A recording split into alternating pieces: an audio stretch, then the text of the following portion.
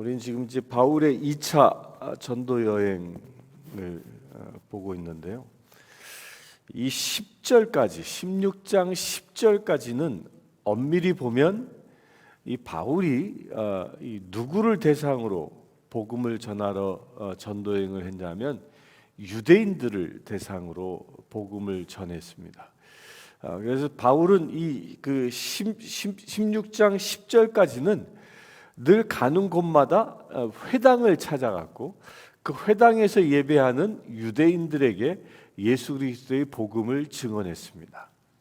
그런데 우리 어저께 본 것처럼 이제 바울에게 하나님이 환상을 보이시고 마게도니아로 건너가라 말씀하시면서 이제 11절에 보면 이제 마게도니아로 건너갑니다. 우리가 드로아에서 배로 떠나 사모드라게로 직행하여 이튿날 네아폴리로 가고 되어져 있는데요. 여기에 지금 이 바울이 지금 바울의 일행들이 떠나고 있는 곳이 그 바울의 그 2차 전도 여행은 안디옥에서 출발해서 이 터키 반도를 거의 이 횡단하고 있는 겁니다. 터키 반도의 중심을 이렇게 횡단합니다. 그 처음 갔던 것이 뭐예요? 다소로에서 더베로에서 두스드라로 해서 이고니온으로 해서 드로아까지 가는데 이게 거의 터키의 이 동남쪽 끝에서부터 터키의 이 서쪽 서북부 끝까지 이게 횡단한 겁니다. 횡단해서 거기서 이제 에게를 건너 이제 빌립보라는 곳으로 이제 넘어가는 그 장면인데요. 보통 그때 당시에 이 배로 드로아에서 이 네아폴리까지 이렇게 건너가는 데는 보통 약 한 5일 정도 소요되는 거리였다고 그럽니다. 닷새 걸리는 거리인데 오늘 말씀에 보면 이튿날 이틀 만에 도착하는 기적을 봅니다. 그러니까 닷새 걸릴 거리를 이틀 안에 갔다. 이거 그때 당시에는 아주 파격적인 거죠. 바로 이렇게 짧게 갈 수 있었던 거, 물론 무슨 바람이 불어서 뭐 여러 가지 조건들이 되었겠지만 저는 이 말씀을 보면서 이런 생각을 합니다. 3번씩이나 바울에게 이 사인을 줘서 이 마게도니아로 건너가게 하시는 그 하나님의 그 바쁜 마음을 보여준 게 아닌가. 그러니까 이때 당시에는 배는 주로 노를 젓고 또 돛을 달아서 가고 있었는데 노를 저어서 갈 수 있는 노의 힘만을 가지고는 이 닷새 걸리는 거리지만 하나님이 바람을 불게 하셔서 밀어버리신 거죠. 그냥 그 배를 그냥 확 밀어버렸다라는 생각을 하게 됩니다. 얼마나 하나님이 이 마게도니아 그 미전도 종족들에 대하여 얼마나 그 바쁜 마음을 가지고 있었는지를 살펴볼 수 있습니다. 또한 이 드로아로에서 이제 출발한 이 바울의 전도 여행단이 누구죠? 바울과 실라와 또 디모데와 또 루가도 여기서 같이 동행합니다. 이렇게 4명의 전도단이 떠나게 됩니다.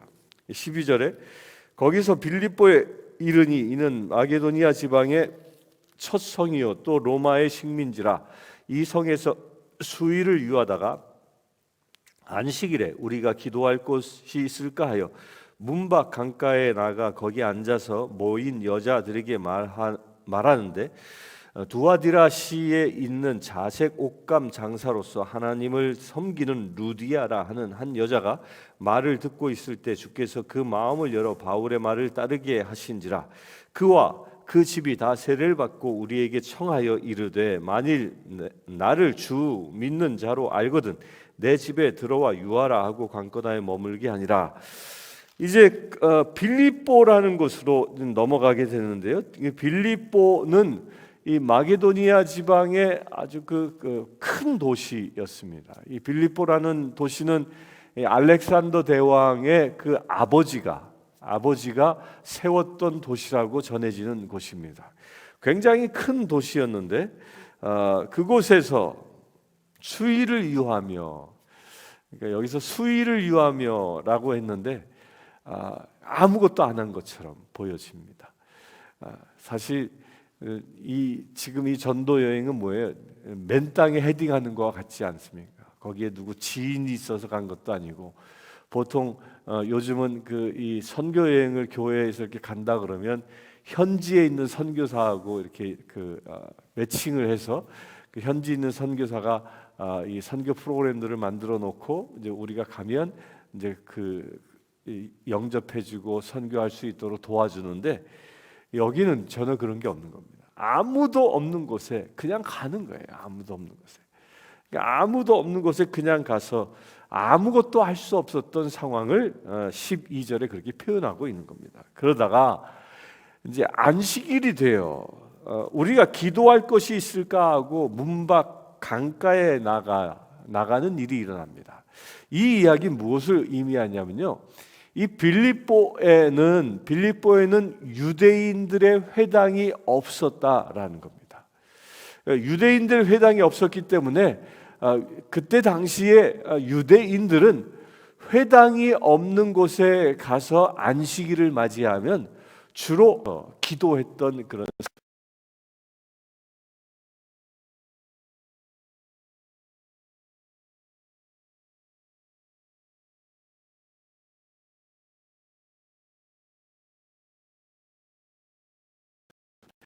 유대인들의 습관인 거예요. 왜 강가에 가서 예배를 했는지에 대해서는 정확히 알지 못합니다. 그런데 그것이 유대인들의 습관입니다. 그 습관에 따라서 이 강가에 가게 됩니다. 그러니까 그만큼 이 빌립보라는 지역은 이 유대인도 없었을 뿐만 아니라 반면에 유대인이 없었기 때문에 여호와 하나님에 대한 신앙은 전혀 전무했던 지역과 같은 곳이었던 겁니다.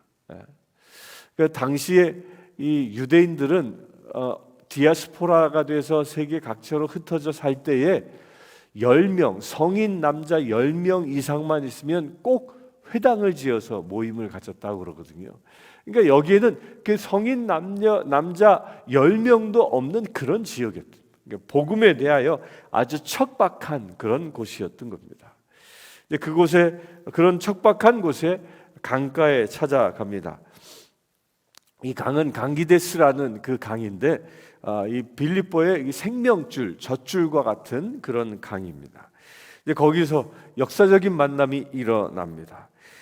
두아디라시에 있는 자색 옷감 장수 루디아를 만나는데, 이게 여기 그 성경에 두아디라시의 자색 옷감 장수라고 이렇게 표현했는데요. 이 말은 이 당시에 이 두아디라시는 자색 옷감을 생산해내는 아주 유명한 특산품이었던 겁니다.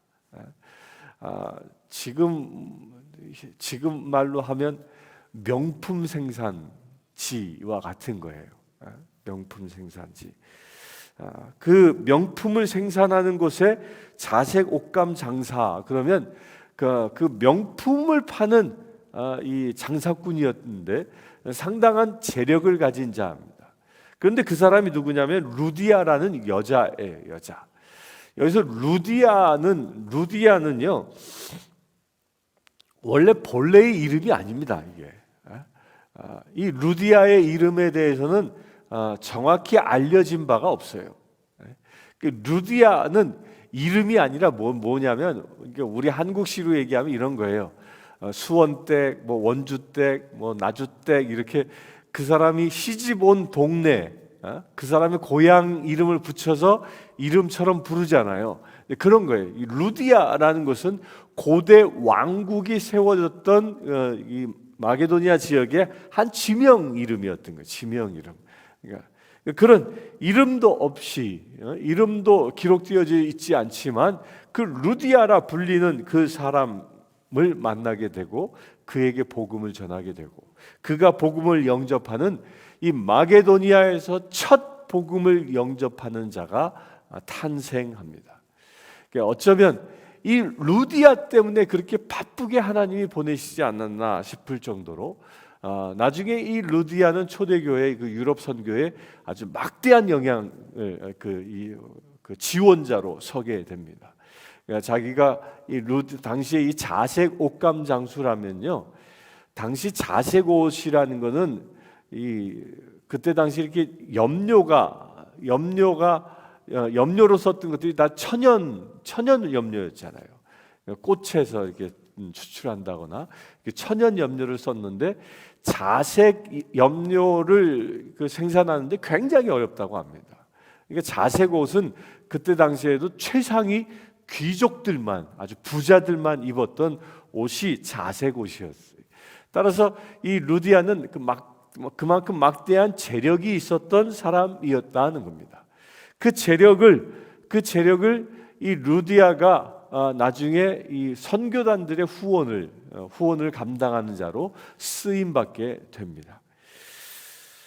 그런 루디아가 복음을 듣자마자 말씀에 보면 그와 그 집이 다 세례를 받는 거예요.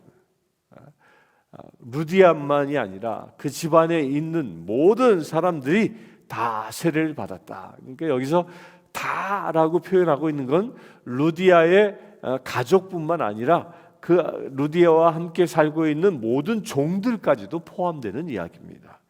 그러니까 함께 살고 있는 종들까지도 모두 다 세례받고 구원받는 일이 일어난 겁니다. 그러니까 이 복음이 전해지는 이 일은요, 이 마게도니아에 가서도 신분의 장벽을 뛰어넘어서 복음이 전해지고 있다는 겁니다. 신분의 장벽을. 그래서 이 복음은 어떻게 전해집니까? 복음은 이런 부분을 이렇게 설명하죠. 사도 바울은 끊임없이 하는 게 주인, 종, 자유인, 또 부자나 가난한 자나 많이 배운 자나 그렇지 않은 자나 이렇게 설명하고 있는 것이 복음은 신분의 벽을 뛰어넘어야 한다는 겁니다. 그렇게 신분의 벽을 뛰어넘어 모든 이들이 이 영접해야 할 것이 바로 복음이라는 겁니다. 그러니까 복음 앞에서는 차별이 없는 것입니다. 이 얘기 뭡니까? 하나님 앞에는 차별이 없는 것입니다. 우리가 이런 견지로 세상을 구원받은 자라면 이런 견지로 세상을 볼 수 있어야 합니다. 바울이 그 전도단들이 이 루디아의 집에 갔을 때 신분을 뛰어넘어 모든 가족들에게 복음을 전했고 그들에게 세례를 베푸는 겁니다. 우리도 그런 시각을 가져야 합니다. 우리가 세상에 나가 복음을 전할 때 내가 좋고 싫고 저 사람은 많이 가져서 저 사람 많이 배워서 저 사람은 뭔가 많은 달란트가 있어서 그래서 복음을 전하는 게 아니라 이유는 단 한 가지라는 거예요. 사람이기 때문에. 그 사람이 죄인이든 악한 자든 관계없는 겁니다. 이 복음을 전해야 할 이유는 단 하나, 그가 숨을 쉬고 있는 살아있는 사람이기 때문에 복음을 전할 수 있어야 합니다. 인종의 벽을 넘어 신분의 벽을 넘어 복음을 전할 수 있게 되길 바랍니다. 그렇게 복음을 받아들인 그 루디아, 얼마나 기쁨이 컸으면 이 루디아는 내 집에 들어와 유하라 하고 강권하고 머물게 하니라. 물론 그때 당시 부자였으니까 방도 많았겠지요. 방도 많았겠지만 요 사건은 말씀은 한 날에 이루어진 겁니다. 한 날에 그 강기데스 강가에서 바울이 루디아를 만나고 그 집에 가서 복음을 전하고 다 세례를 베풀고 한 날에 이루어진 일인 거예요. 한 날에 이루어졌는데 루디아도 참 대단합니다. 그렇게 세례를 받고 감동이 얼마나 컸으면 자기 집에 다 초청해서 머물게 하는 것. 은혜가 임하면요, 은혜로운 집은 자기 집을 오픈합니다. 그래서 그 집을 오픈해서 함께 그것이 예배 처소되게 만드는 것이 은혜 받은 자의 모습입니다. 여러분들의 가정도 그렇게 오픈할 수 있게 되길 바랍니다. 16절에 우리가 기도하는 곳에 가다가 점치는 귀신 들린 여종 하나를 만나니 점으로 그 주인에게 큰 이익을 주는 자라. 그가 바울과 우리를 따라와 소리질러 이르되 이 사람들은 지극히 높은 하나님의 종으로서 구원의 길을 너희에게 전하는 자라 하며, 이렇게 이야기하고 있는데, 여기서 이제 그렇게 루디아 집에 머물고 있는 바울과 우리가 기도하는 곳에 이제 그렇게 머물면서 기도 처소로 나갑니다. 그러니까 기도 처소가 어디예요? 강가예요. 강가. 그 강가에 가는데 놀랍게도 점치는 귀신 들린 자가 그 여인이 이 바울 일행을 알아보는 거죠. 알아보고 소리 지르면서 지극히 높은 하나님의 종으로서 구원의 길을 너에게 전하는 자라라고 바울을 줄줄줄 따라다니는 거예요. 그것도 한 번만 따라다니는 게 아니라 말씀해 보면 여러 날, 그러니까 바울이 가는 곳마다 그걸 뭐라고 해요? 파파라치라고 하나요? 바울이 가는 곳마다 그냥 쫓아다니는 거예요. 그냥 쫓아다니면서 그렇게 증언합니다. 그런데 이 예수님 복음서에도요, 귀신이 예수님을 증언하는 경우 있잖아요. 그런데 그 귀신이 증언하는 것에 대하여는 예수님이 그를 잠잠케 합니다. 그리고 쫓아버립니다. 오늘 말씀에서도 이 바울이 기도하러 가는 그 자리를 쫓아다니면서 이 귀신이 소리 지르면서 이 사람은 지극히 높은 하나님의 종으로 구원의 길을 너희에게 전하는 자라라고 이 선지자됨을 선포하는 겁니다. 그런데 어떻게 합니까? 바울이 그 귀신을 쫓아내버리죠. 이게 왜이냐면요, 귀신이 전하는 복음은 사람들로 하여금 받아들이지 아니하고 거부하게 만들기 때문입니다. 이게 귀신이 쓰는 책략인 거예요. 귀신조차도 복음을 증언하기 때문에 사람들이 거기에 대해 감동을 받고 나오는 게 아니라는 거예요. 귀신이 소리 지르면서 복음을 증언하면 저거 미친 사람이 하는 말처럼 곧 귀신 들린 자가 복음을 전하면 사람들로 하여금 거부감을 갖게 하고 그리하여 복음 전하는 것을 막게 만든다는 거예요.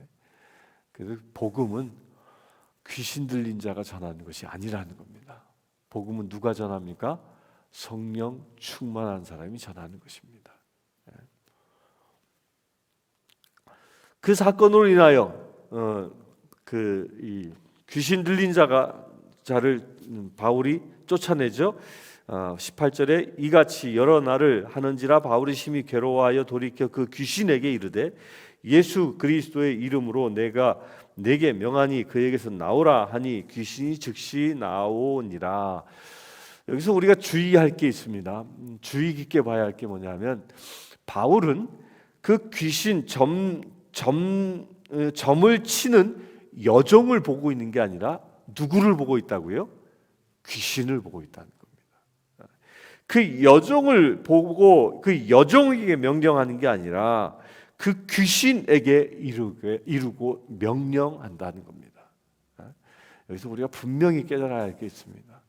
혈과 육의 싸움이나 영적인 싸움이라 했잖아요. 그러니까 우리가 대적해야 할 존재는 사람이 아니라 영적인 존재라는 거예요. 그런데 많은 사람들이 여기에서 잘못 우를 범합니다. 뭘 범해요? 사람을 미워해.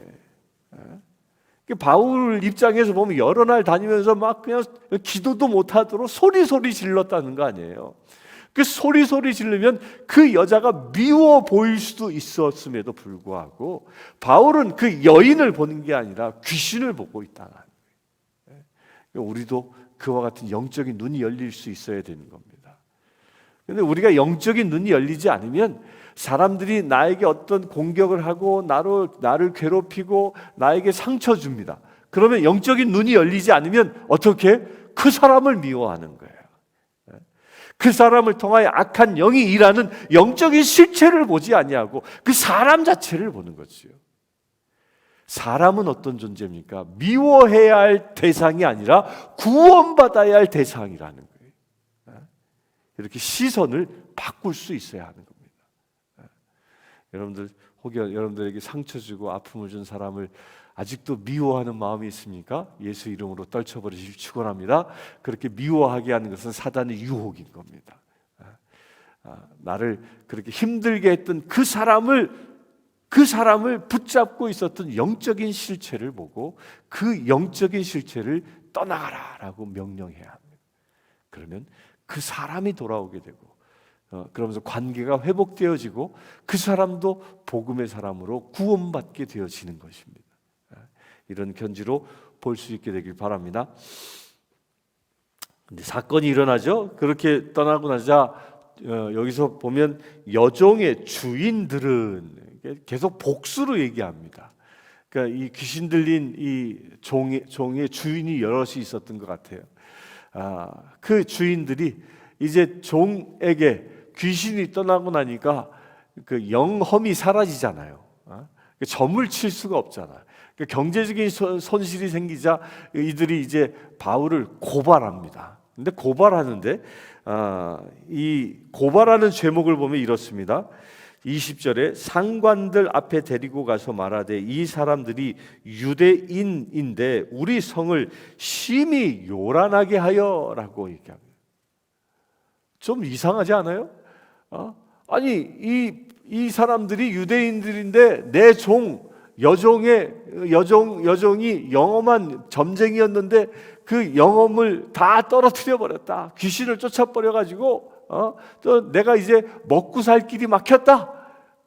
이렇게 경제적인 이유로 고발하는 게 아니라 심히 요란하게 하여라고, 이 말은 뭐냐면 소동을 일으켰다라는 거예요. 당시 로마법에는 십자가형에 처하는 가장 강력한 이 범죄가, 중한 범죄가 이 소동을 일으키는 겁니다. 여기서 말하는 이 요란하게 하여라는 이 말은 이 로마 정부에 반하는 어떤 반역 행위를 했다라고 표현하고 있는 겁니다. 이게 고발자들의 모습입니다. 누군가를 고발하고 공격하고 상처 주는 사람들은요, 있는 그대로 사실 가지고 우리를 공격하지 않습니다. 이게 덧붙여서 뻥튀기 해서 우리를 모함하는 것이 이 사단이 하는 일입니다. 그러니까 우리가 이런 분별력을 가질 수 있어야 됩니다.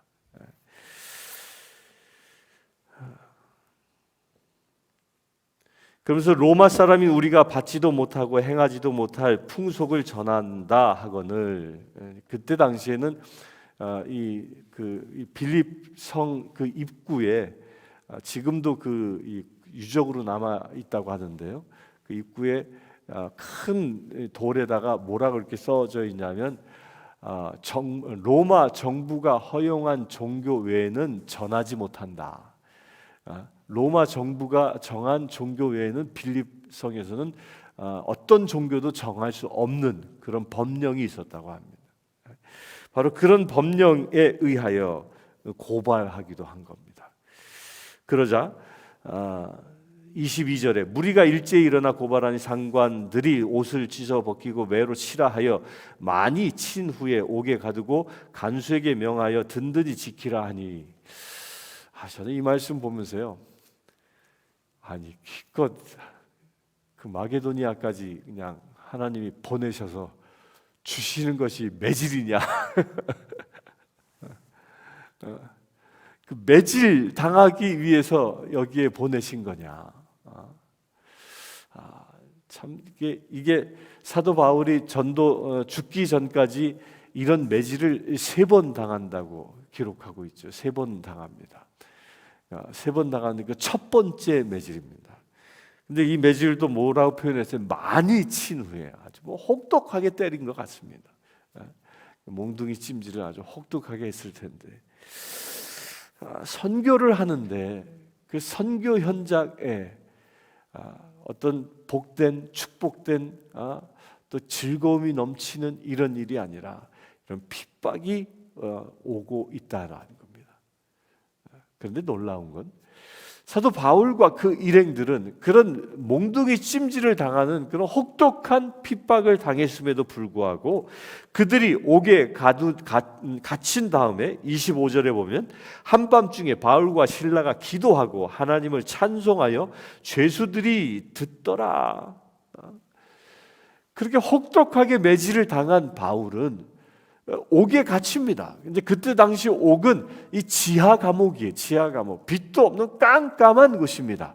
그렇게 깜깜한 곳에, 습한 그곳에 이 몸조차도 가눌 수 없는, 그렇게 다 망가진 몸을 가지고 바울이 한 것이 뭐예요? 깜깜한 지옥과 같은 그 지하 감옥에서 하나님을 찬양하고 기도하더라.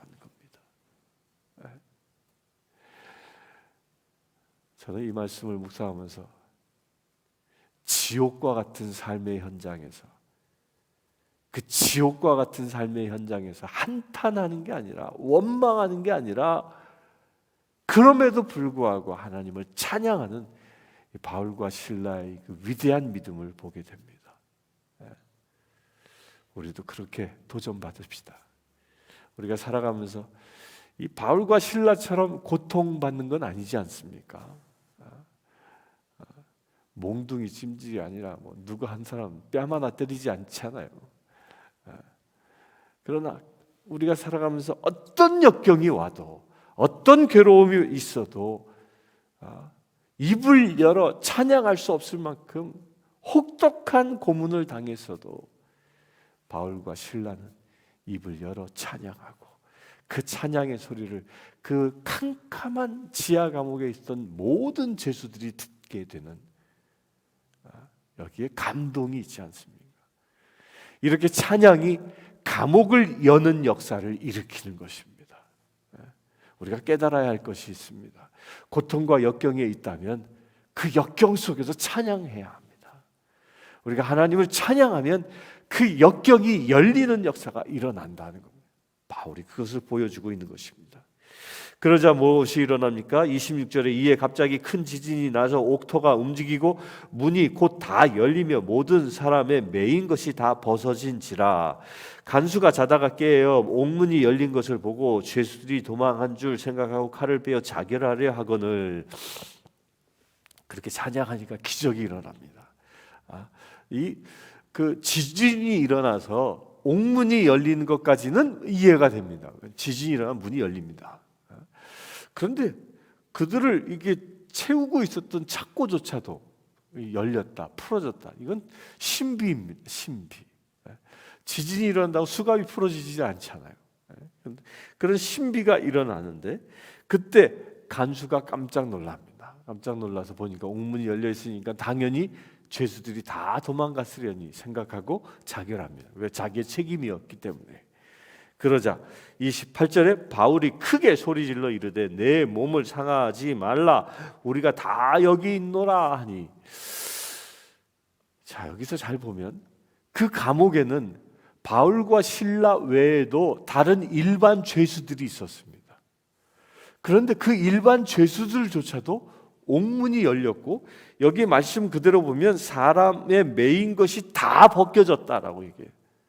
그러면 그 죄수들은 뛰쳐나가 도망가는 것이 상식인데 아무도 도망가지 않았다는 거예요. 아무도. 왜였을까? 저는 이런 생각을 해봅니다. 바울의 찬양과 그 기도 가운데 그들은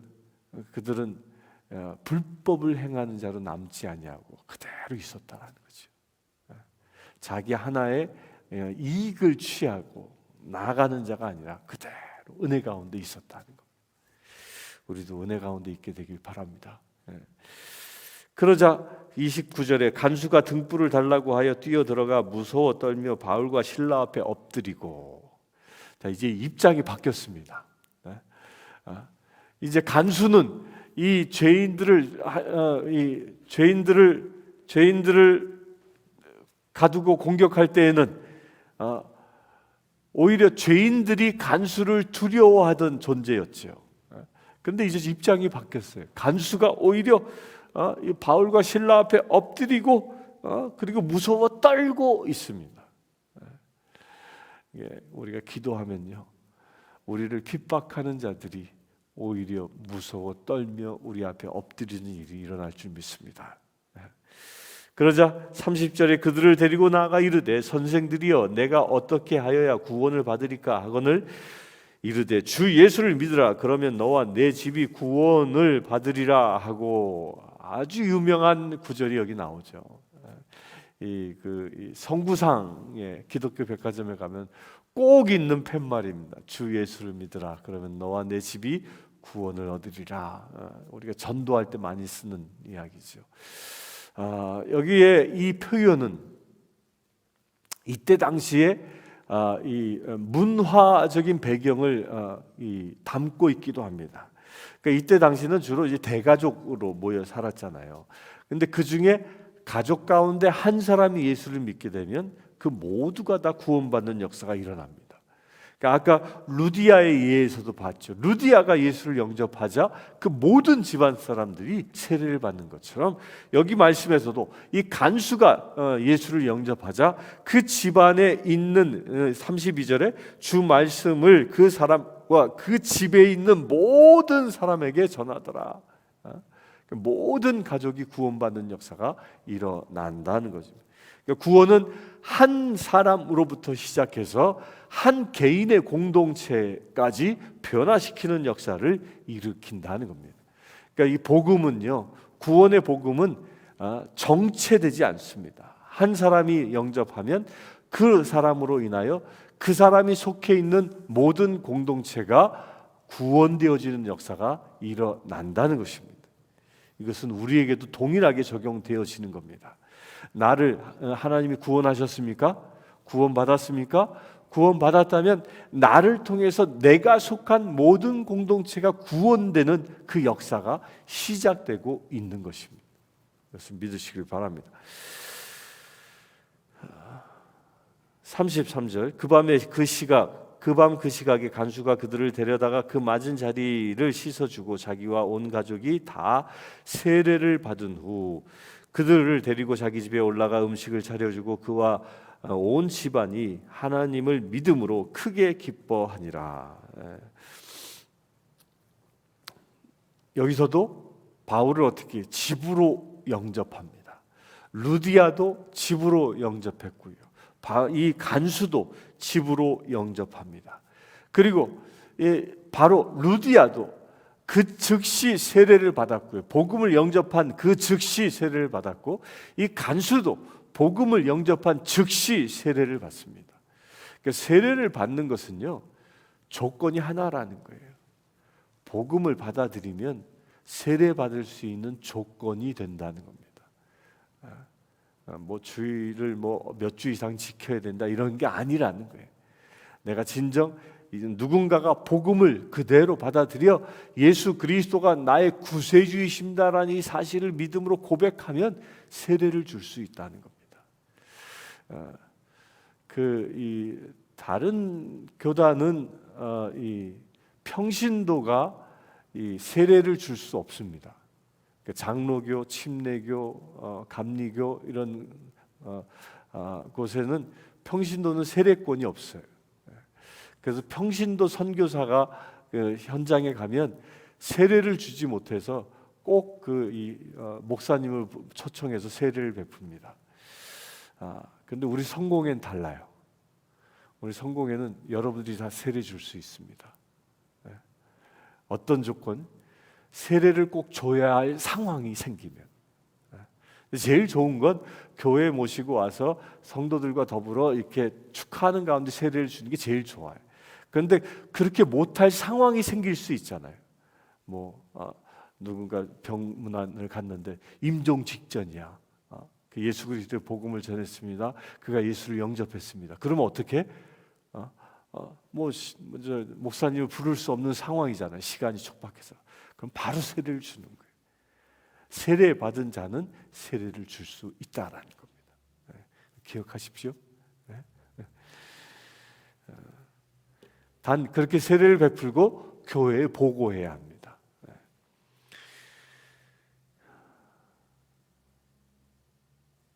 그리고 나서 35절에 날이 새매 상관들이 부하를 보내어 이 사람들을 놓으라 하니 이제 풀려지는 역사가 일어납니다. 그리고 37절에 바울이 이르되 로마인인 우리를 죄도 정하지 아니하고 공중 앞에서 때리고 옥에 가두었다가 이제는 가만히 내보내고자 하느냐? 아니라 그들이 친히 와서 우리를 데리고 나가야 하리라. 이때서야 자신이 로마인임을 이게 말합니다. 근데 그때 당시 로마인에겐 특권이 있었지요. 로마인은 재판을 받지 아니하고는 이 형벌을 받을 수 없었습니다. 심지어는 로마인에게는 어떤 권리까지 있었냐면 이 자기 지역의 총독이 행한 재판에 불복할 수도 있었습니다. 그 불복하여서 로마 황제에게 직접 재판을 청구할 수 있는 권리까지도 있었던 거예요. 또 이 로마 시민에게는요 어떤 권리가 있냐면 십자가형을 당하지 않습니다. 그러니까 살인, 죽어야 할 죄를 저지르면 가장 쉽게 죽는 방법으로 죽입니다. 그게 뭐냐면 목을 잘라 죽이는 거예요. 나중에 바울이 목이 잘려 죽이는 형벌을 당하게 되죠. 그러니까 그런 권리가 있었다라는 거예요. 그런 권리를 주장하자 상관들이 깜짝 놀라서 나와 이 사과하는 모습을 보입니다. 그리고 두 사람이 마지막 절 옥에서 나와 루디아의 집에 들어가서 형제들을 만나보고 위로하고 가니라. 이제 그 만신창이가 된 몸이지만 루디아 집에 돌아와 그들을 어떻게 위로합니다. 위로 받아야 할 사람 같은데 오히려 위로합니다. 그러니까 얼마나 큰 걱정을 하며 살았을까, 걱정을 하며 지냈을까 그 염려하는 마음이었겠죠. 그렇게 위로한다라는 거예요. 그러니까 복음 증거자는요 위로받기보다는 위로하는 자입니다. 우리도 그렇게 되길 바랍니다. 오늘 하루를 살아가면서 우리 주변에 루디아처럼 간수처럼 귀신 들린 사람처럼 복음이 필요한 사람이 있는지 살펴보시고 그들에게 복음을 전하고 또한 내 주변에 위로받을 자가 있다면 위로하며 살아갈 수 있는 복된 날 되길 바랍니다. 찬송 300 잠시 기도하겠습니다. 주 아버지 하나님, 이 시간 감사하며 주님께 기도하기를 원합니다. 주님, 루디아처럼 또한 귀신 들린 여인처럼 또한 간수처럼 예수 그리스도로 인하여 구원받은 자 되기를 원합니다. 아니, 우리가 바울처럼 그들 구원하는 사역자로 서기를 원합니다. 위로자로 서기를 원합니다. 모든 역경을 넘어 주님 앞에 충성할 수 있는 믿음의 제 되기를 원합니다. 예수 그리스도의 이름으로 기도드리옵나이다. 아프리카 케냐의 마소교 교회 고아원생 베트라이 씨는 여자아이입니다. 베트라이 씨는 초등학교 3학년생입니다. 이 아이는 매달 학비와 점심 식사 비용으로 30불이 필요합니다. 이 아이의 후원자를 찾고 있습니다.